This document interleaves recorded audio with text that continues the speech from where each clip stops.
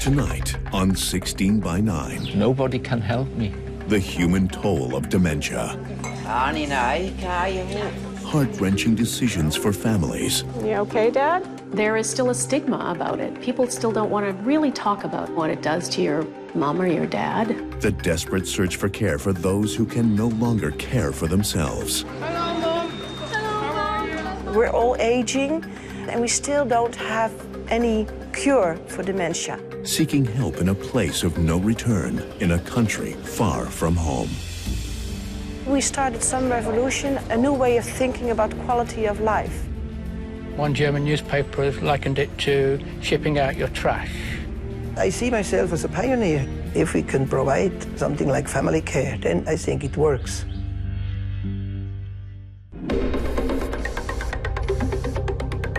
Here's Carolyn Jarvis. If there were a country called dementia, its population would be larger than Canada's.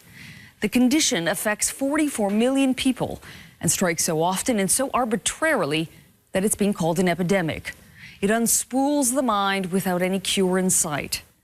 It's why tonight we present a special one-hour edition of 16 by 9, taking you inside the world of dementia on 3 continents. And we begin in the Netherlands, in a village inhabited entirely by dementia patients, a place that could revolutionize care.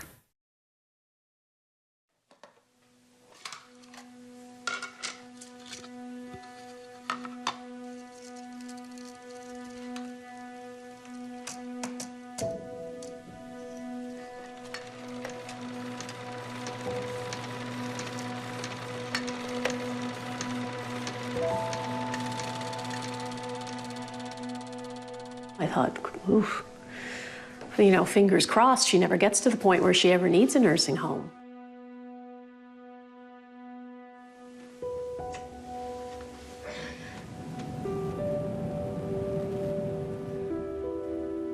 The world realizes that dementia is coming for everybody, and it's coming for us too.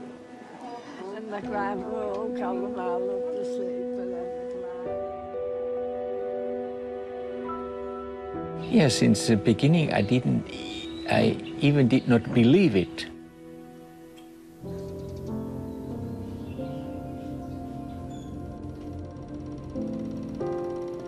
That day when we drove her in there, my sister and I were just dreading it because we thought she's gonna, you know, she's gonna recognize it and she's gonna say, "Don't put me in here."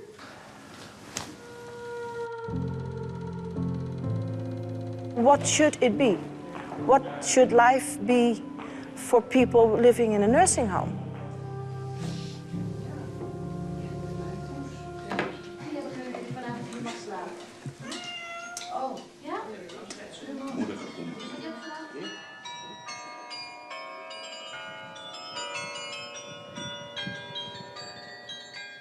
On the outskirts of Amsterdam, interwoven in the fabric of the medieval village of Weesp, there is a place with no yesterday, no tomorrow. There is only now. All the people living here have severe dementia. They still can enjoy normal life, social contacts, being a person. Welcome to Dementia Village. Population 152. There's only one way in and one way out. They all die here. This is really the last years. And life should be good.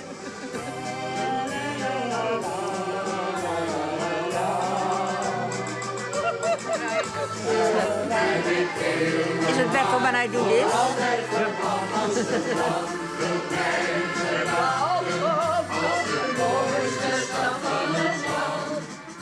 They feel we are here together. I'm not alone on this world, and I can have a good life. 5 years ago, Yvonne van Amerongen and her Dutch colleagues opened the doors to Dementia Village and started a revolution. It's like a village, a neighborhood. You can have a coffee, you can have a stroll, so like in normal life. All the doors open automatically, except the exit onto a surrounding outside world. Street signs in Dementia Village reassure everyone that things are just as they should be.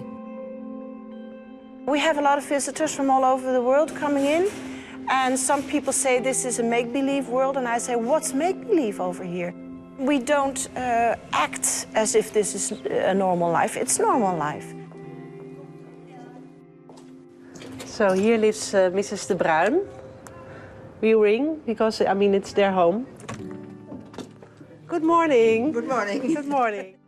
Marijke de Bruin shares a common living space with 5 others who also have dementia. You see, this is my place. That are all my children.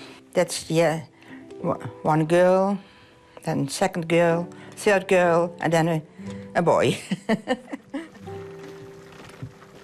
He said, Mom, here is a place for you. And so I'm here. This is a nice place here for me. It still works a bit. That's for the warmte. The cost of care is almost $8,000 a month, but the Dutch government subsidizes Mrs. de Bruin and all her neighbors. How much they pay is based on income, but never exceeds $3,600. I do everything to be busy. The most important thing is that you're living, that you're having a normal life, that you have fun in life, and that you need care. Well, that's not nice, but you shouldn't feel it all day. There I'm living. But being accepted to live here isn't easy. Right now, there's a waiting list of 82 people. Dit is mevrouw Poa. Ja, ik ben mevrouw Poa. Maar hoe heet het hier dan? We zijn nu in Weesp. Oh, dan in is Nederland. Het in Weesp. Ja, dan is het Nederland. Ik kom van Sumatra. Dat klopt. Ja. Of u zin heeft om met me te gaan fietsen. Zin om te fietsen, waar naartoe? Ik doe het zware werk. Oké, dat zal wel She lukken. said, not too hard, is it? But I have to go. Okay. So, thank you. Thank you very much.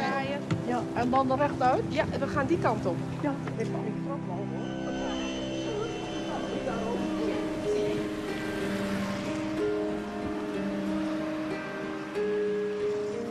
5 time zones away, there is a place with no locks at all, no gates or fences. In the land of smiles, the demented are deposited by their European families, free to live in the moment until they take their last breath. The cost of caring for dementia patients has skyrocketed in recent years, now pegged at $600 billion globally. It's also created an industry of medical tourism. But as you'll see coming up in Thailand, this is meant as a last stop.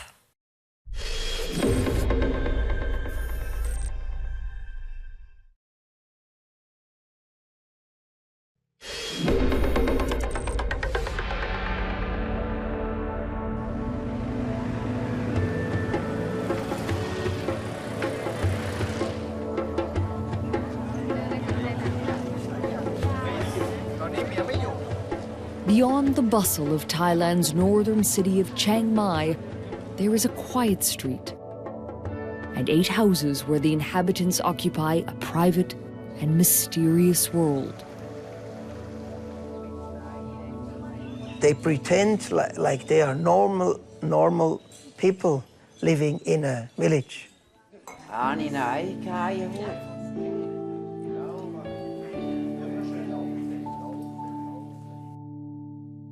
The whole atmosphere, I can really feel that they are happy. In general, they are happy. 4 p.m. at the care center called Ban Kamlang Chai.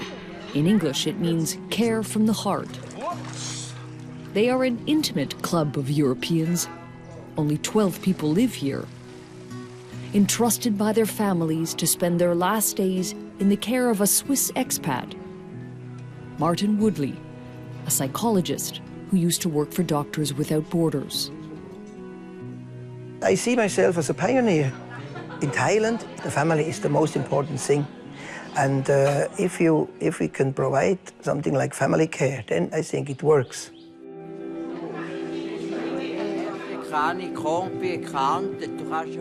Gary is creating his own language. The caregiver, they do not understand. And somehow it works. He was in an institution with many people together. And then he came here, and we don't have to give them medicine, to keep them calm, to keep them in a closed area. He has a kind of freedom.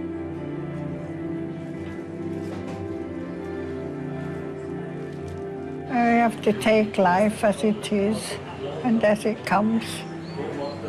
You get used to it.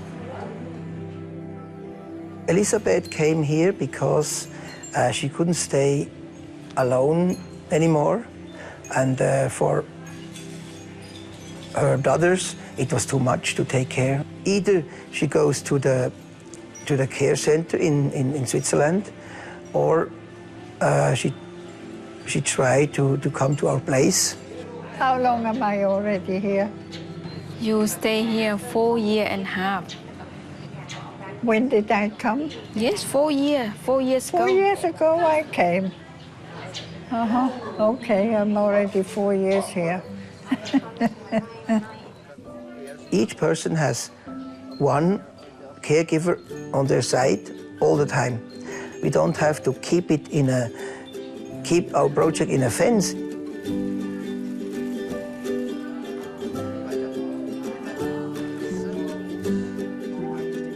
Yes, this is Siegfried and Irene. They are from Germany. His wife is suffering from Alzheimer's disease and also Parkinson, which is quite a difficult combination.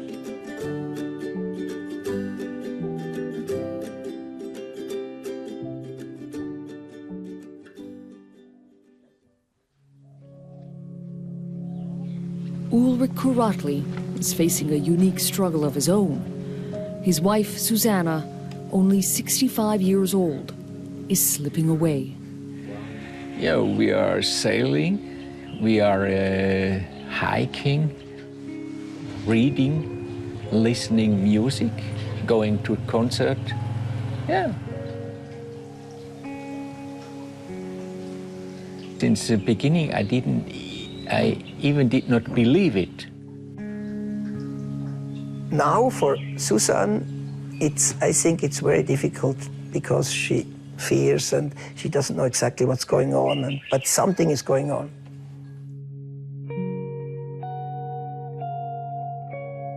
Ulrich and Susanna came here from Switzerland 16 weeks ago. Now they're in the last hours of a 4-month trial run before Ulrich will have to decide if he leaves his wife behind. Wünschen kann man immer, sagte der Briefkasten, nur und schluckte weiterhin Rechnungen. Normally I can read about half an hour. Wenig später wurde er abgeschraubt und durch einen... It's calming her down, and sometimes she understands the jokes and sometimes not. That doesn't matter. The most important thing is I do something for her. She understands quite good the English and French too, and German too, of course.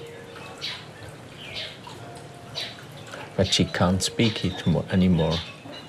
It's very hard.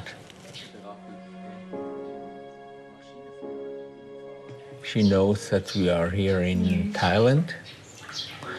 Yes, I believe. Sometimes she knows it where we are. Sometimes.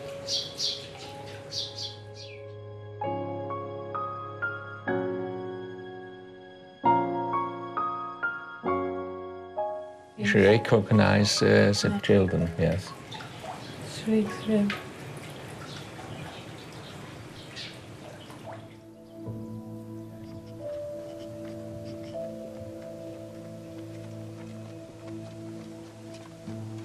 In Switzerland, the labor is extremely expensive, and To give somebody in this institution, this means it costs you about 12,000 Canadian dollars. Only 2 or 3 take care for 10 to 20 people. I thought there must be something else. For around-the-clock one-on-one care in Thailand, Ulrich will pay $3,800 a month, 1/3 of what he would face back in Switzerland. In this room, Susie is sleeping here, and on these things, take care is also sleeping in the same room, because Susie, she is standing up 3 to 8 times a night.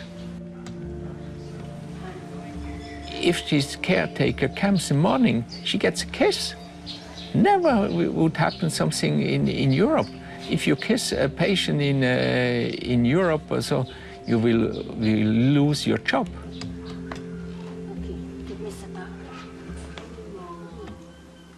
If somebody is dying, you know exactly now it's finished. But this kind of illness, it's one step and the next step and the next step. Finally, mentally, you have no more the same person in front of you as when you started with this person.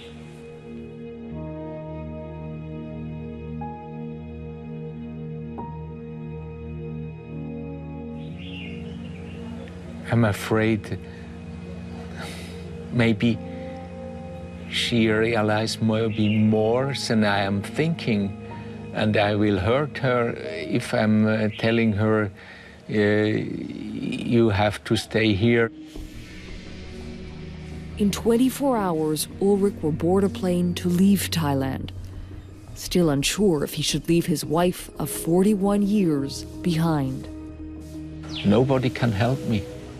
Even the professionals, they are talking, but it doesn't help me. To take this kind of decision, you are alone.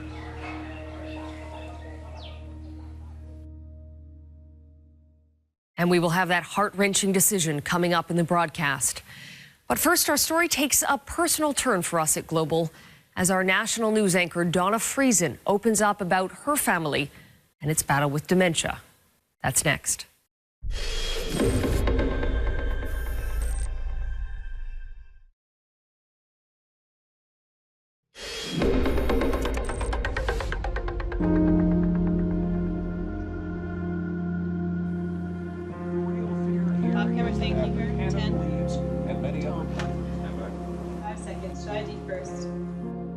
She forgot what I did for a living, and I'd, be sitting on the set and saying, "Oh, Mom, I'm just about to do the news. Well, can I call you back?" And she'd say, "Oh, you do the news, dear?" And it was just so.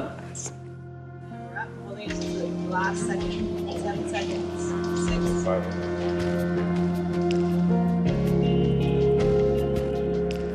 I miss that now, because then at some point, she forgot how to dial a phone. Good evening, and thanks for joining us. It seems impossible, but 4 days after that Boeing 777...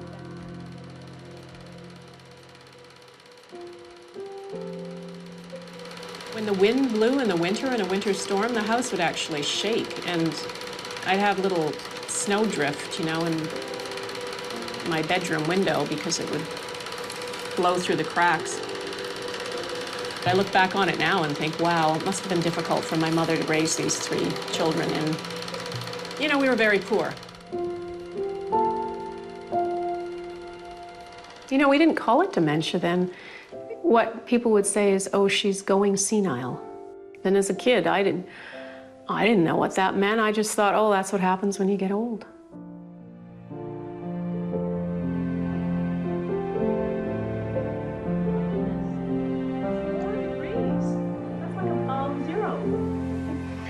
That's like summertime in Winnipeg. Summertime. It's an emotional wrench for Donna Friesen to see her mom these days. It means saying goodbye to her son, Lucas. I was hoping that at some point she would be able to move here and live with us. But then when she was here, I realized how well she was masking her memory loss. She would every day forget where the bathroom was in the house, every day. She would withdraw money from the bank and then squirrel it away. I'd find it tucked in drawers in various places, and then she'd say, someone's stolen my money. And then one day she went out for a walk and she got lost.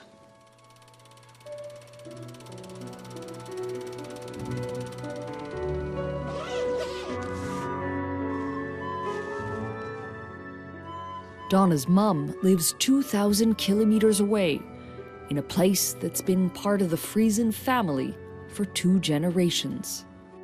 My mother put her father there, and he died there, and she said at the time that she would rather die than ever go in there. And I really took that to heart, you know. I thought, oof, you know, fingers crossed she never gets to the point where she ever needs a nursing home. But that day when we drove her in there, my sister and I were just dreading it because we thought she's gonna, you know, she's gonna recognize it and she's gonna say, don't put me in here.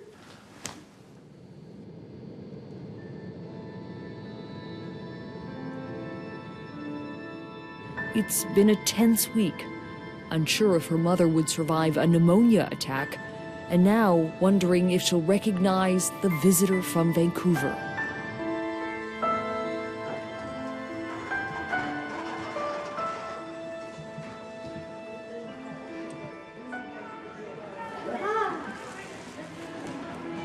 Mom? No! It's Donna.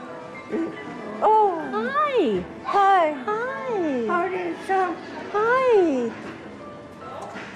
Hi! It's a beautiful color on you too, this blue. Yeah. It matches your eyes.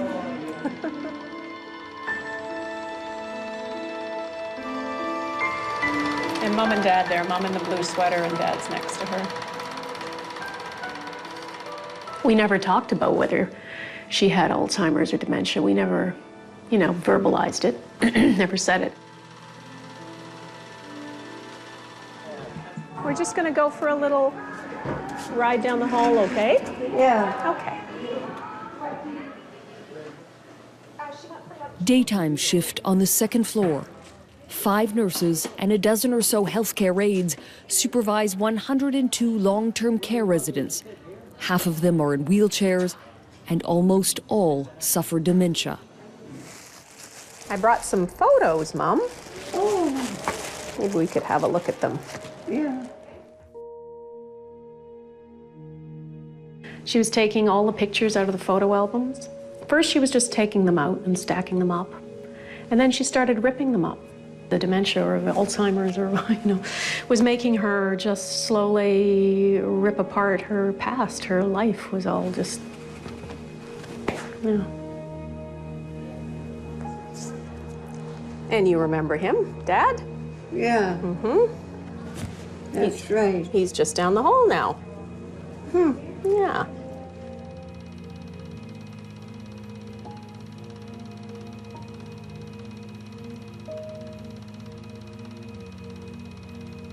Then it was about -50 with the wind chill one of those terrible days. And he was, went out for a walk. And my mother was in the house, but she didn't know that he'd gone out. She hadn't heard the door.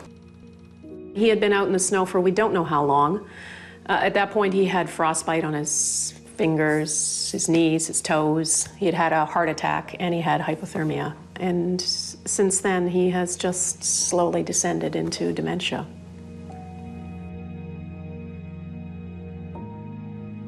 Henry Friesen would never return to the farm. From the hospital, he was shipped to the first available bed for long-term care in Winnipeg. He walked into a room, thought it was his, tried to get into bed, and there was someone in there because it wasn't his room. So the guy punched his lights out, knocked teeth out, and he's all bruised, and yeah, it's pretty horrible. He never should have been allowed to walk down the hallway by himself. Someone should have been with him so that they're directing him because he can't see. Now the place that they're in is much better. Well, my dad was first in this nursing home. He was still walking, but his dementia was fairly advanced, so he had to be in a locked ward because the fear, of course, is that he would wander out. Confinement to a wheelchair brought a kind of freedom for Henry. He was released from the lockdown ward. For the first time in 5 years, he'd be under the same roof as his wife of 57 years, sharing the same floor. But perhaps too late for either to realize.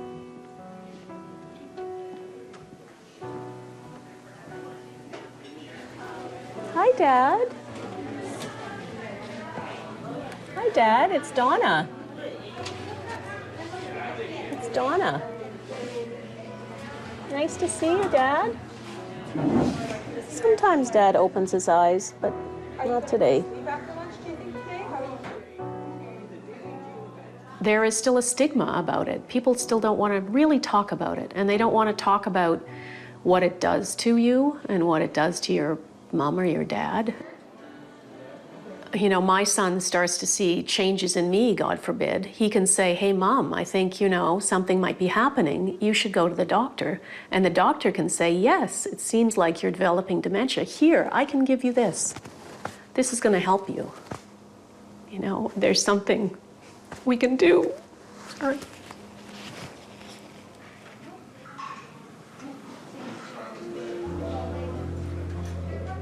And I'll come back and see you a little later, okay?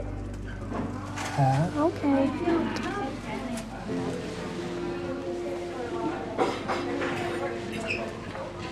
I'll see you in a little bit. Okay.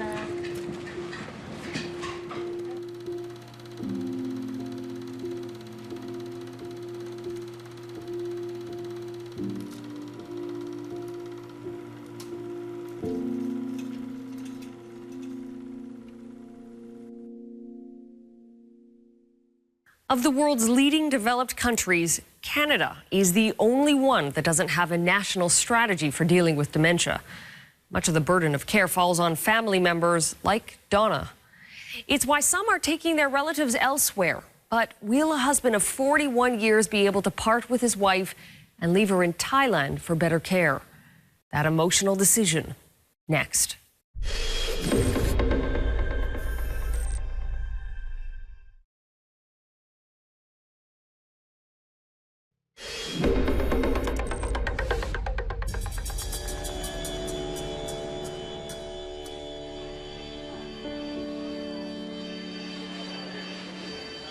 I've been wanting my mother to come here quite a while.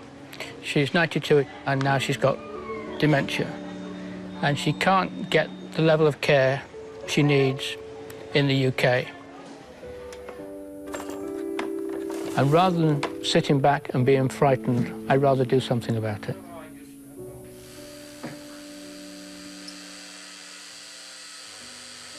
Peter Brown is a man with big dreams.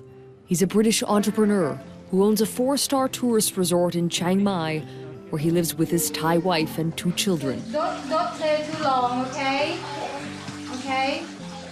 So every day my children come to play jumping in the bed and something, we have to tell them, no, you can't do that, this is grandma room.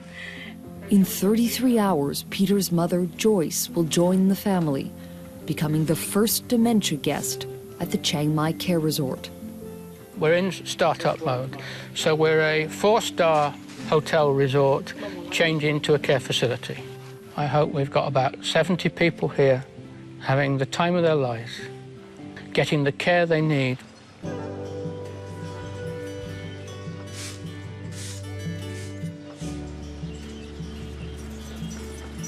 A solitary bulldozer prepares the ground for an expansion to accommodate a new kind of foreign tourist, the kind who never leaves. Dementia victims, unable to get the care they need in their own countries. So the builders are coming first week in March To do this, knock down, then knock we'll down the wall, make it bigger. re-varnish all these floors. We've got a lot of land. We've got 1,000 trees. We've got a lake. We've got 2 swimming pools. We've got gardens. The money's invested, the bank loans are signed. The Thai system produces thousands of trained nurses a year and thousands of trained assistant nurses a year. Thailand is already known for its medical tourism. The industry pegged at almost $4 billion a year. What I like about this dementia unit is only 5 people, so they can create strong relationships with the carers. This latest business model that has entrepreneurs like Peter Brown buying in is called the granny export business. And it's touched a raw nerve back in Europe. One German newspaper has likened it to shipping out your trash.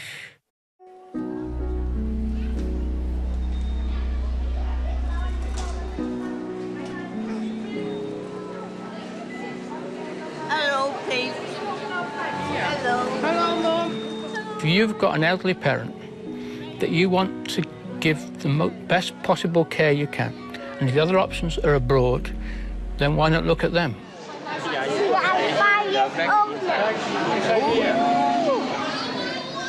After a long flight from England, Peter's mother Joyce has arrived at her new home. But the man who opened the first dementia resort for Westerners in Thailand, Martin Woodley, is concerned about what will happen to care if facilities become too large and impersonal. If we start make large-scale institution here, to me it's dangerous, this kind of trend. This is not a paradise here. It's a very nice environment, but we have to watch very carefully for whom is really the good place here. Even the intimacy of the family environment at Ban Kam Lang Chai is no comfort to Ulrich Kuratli, a husband who confronts his loneliest hour. The last night in a foreign land before a long pilgrimage home.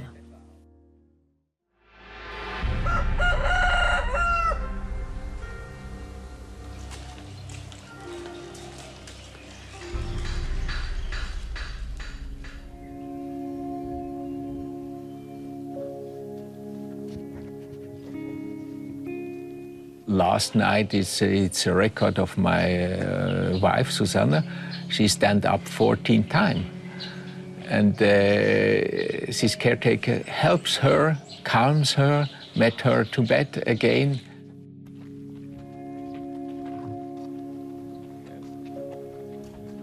In the beginning, I thought I have a lot of time. She can no more speak, she can only walk, she can only listen.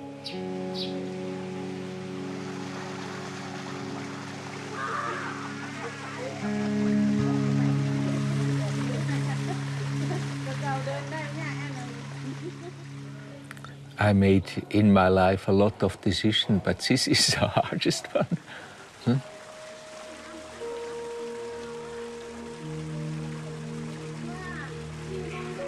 For Susanna, I think it would suit the best to stay here.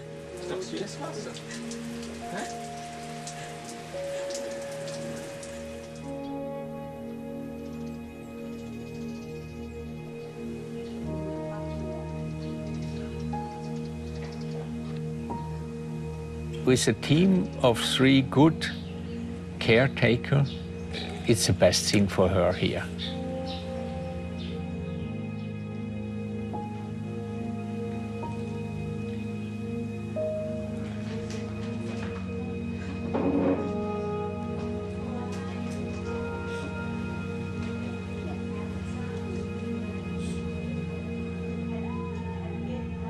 I feel a bit guilty, even if I've stayed here already 16 weeks with her. It's very hard to leave.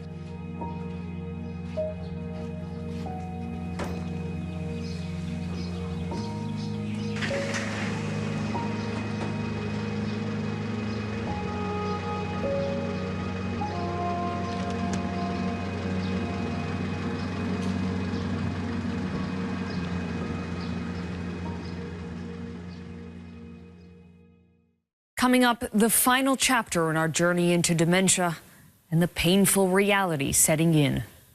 Stay with us.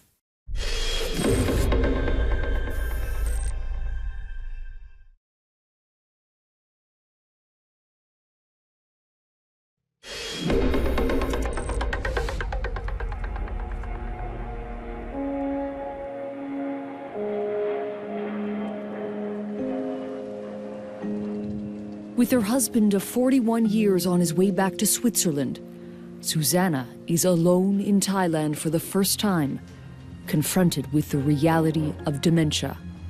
Later on, they cannot reflect anymore that what's going on now. It's much easier for them. Comfort may come when the memories fade, but all reminders of the past haven't disappeared for everyone here. Hello. How are you?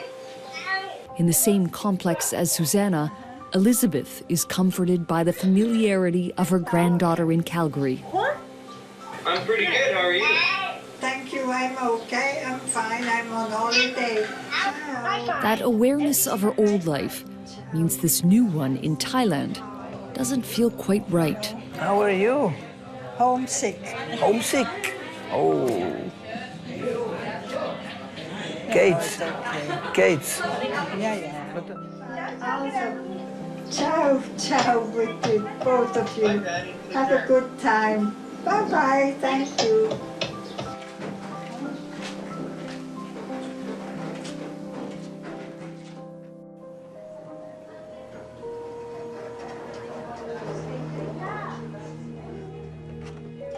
At Oakview Place in Winnipeg, it's Donna's turn to say goodbye. Hi, Dad. Hi, it's Donna. Hi. Hello. Hello. Oh, thank you. Yeah. You did. Yes. I came to visit you. Looks like you had a haircut recently. Yeah. Yeah. About a year. Mm-hmm. You're out of town. Well, I just came into town to visit, to see you and Mom, and I'm going to go back to Vancouver. You okay, Dad? Maybe there's some little sliver of him in there that once in a while, you know, can see the light, can see that we're there, can see that Mom is there, and gives him some comfort.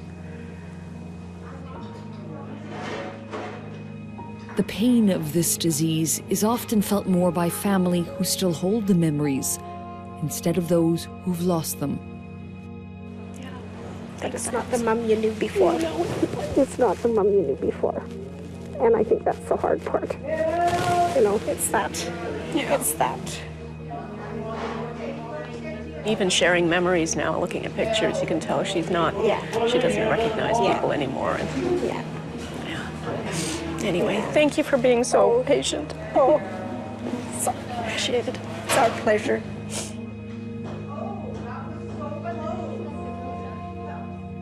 Okay, Mom, well, I'm gonna go for now, okay? I'm gonna come and visit again. Okay. I'll see you again soon, okay? Okay. Okay, I love you. Bye.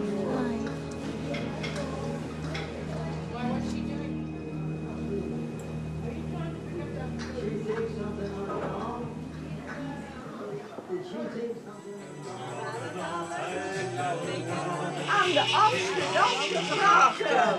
Ja, dan gaan we even meedijnen. Ja, met z'n allen. Ja?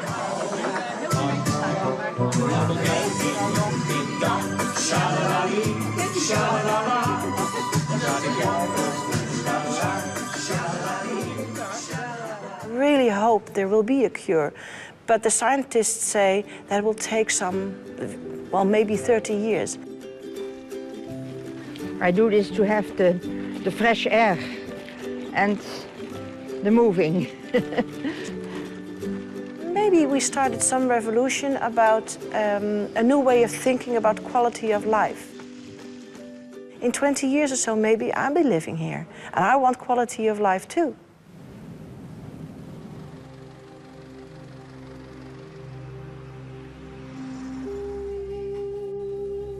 No matter the city, the country, the people around them, the closing days for someone with dementia all end the same. In an unrecognizable place, surrounded by strangers.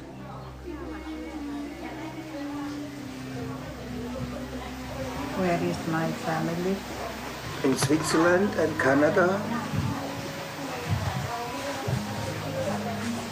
Jetzt gaan we weer Duits reden. And why am I here?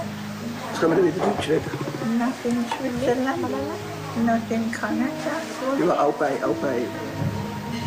Now where am I now? Thailand. Huh? Thailand. In Thailand. In Thailand. When gone and I. Jetzt schlafen auf der dan gaan we weiter schauen. No, go Switzerland. I'll bring her back home now. Then I have to leave. So. Er bringt mich nach Hause, da wo ich wohne. Ja. Warum bin ich denn nicht zu Hause in die Also komm, Schweiz?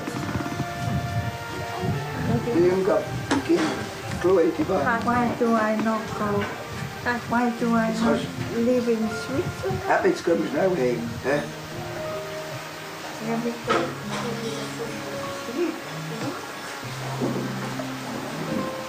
Go sleep. I go sleep. Go sleep. Since we began our program an hour ago, another 900 people have been diagnosed with dementia. They will join the ranks of people lined up for long-term care. In Canada, the demand is expected to increase tenfold in the next generation, costing almost $300 billion a year. That's more than the entire revenue of the country today. We'll be right back.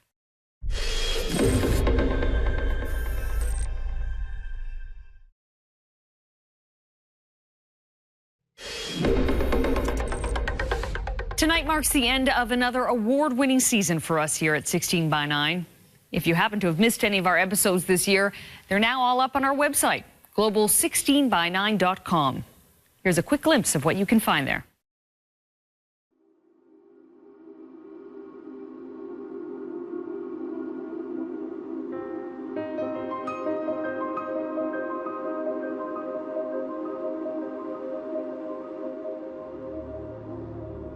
I have no desire to ever go back and live there. I don't think I could. There was two sayings. One, don't let the bed bugs bite. And they bit us.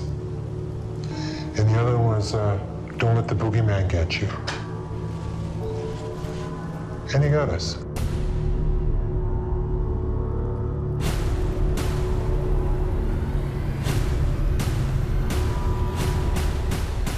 We will not have women being blamed for rape anymore.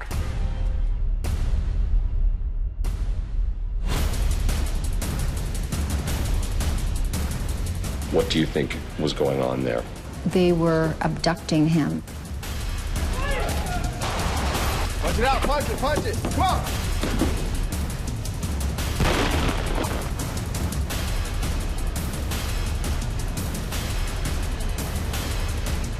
I've always been attracted to the loudest, fastest, hardest thing.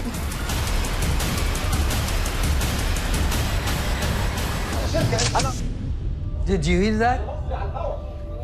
The machine gun loading.